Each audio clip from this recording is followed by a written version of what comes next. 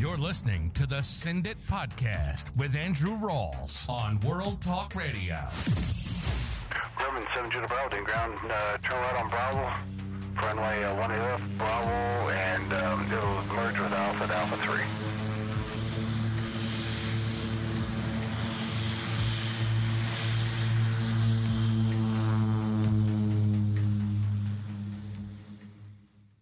So I get asked quite a bit, what's the best way, what are the best websites to check the weather, and how should I know if I should be skydiving or not? First thing I should say is never go out to a drop zone and look at those boards that they have that states the winds aloft based on the date. Pilots sometimes write the numbers down they get from the National Weather Service. They're usually pulling those off of ForeFlight, or again, they can call in a number and it'll tell you what the winds are aloft based on either your location or the airport that you're at. But they don't update those.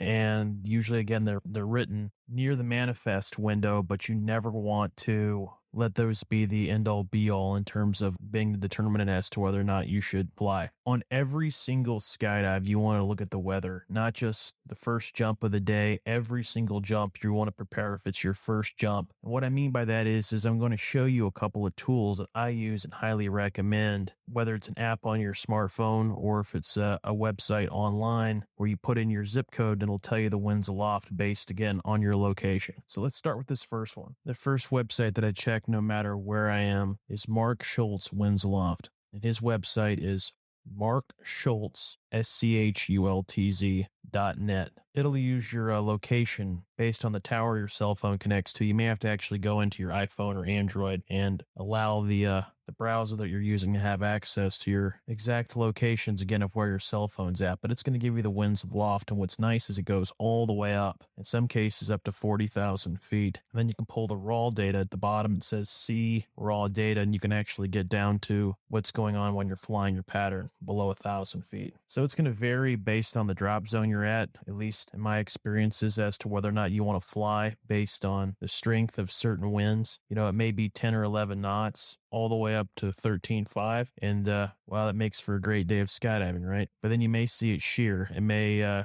go from 10 or 11 knots up top. And then when you start getting around 1,000, 2,000 feet, which is critical altitude, right? It's when you begin to make your decisions and put yourself in a position to fly your pattern. The winds may pick up, and I've seen them actually shoot up to 25 to 30 knots, which is clearly not something anybody in their right mind should be jumping in. So it's a really good site. This guy's out of, I think he's the University of Texas at Austin or Texas A&M. What's nice is he actually has the drop zones on there. So when you click, for example, Skydive Paraclete XP, it'll show you that particular drop zone, what the winds aloft are. So it's got them built in, and it shows you the drop zone. I've used this as well, too, to see what drop zones I'm closest to, right? It's nice, not always having to go to Google or Google Maps to be able to use a website like this, and it'll tell me, again, based on my location, where the nearest drop zones are. So he's using some kind of triangulation, I believe, and he takes the 3 nearest airports and then averages those, and then those numbers is what's reported at the winds aloft. But these are great, and they're very, very accurate. So, you look at this compared to the app I'm getting ready to show you,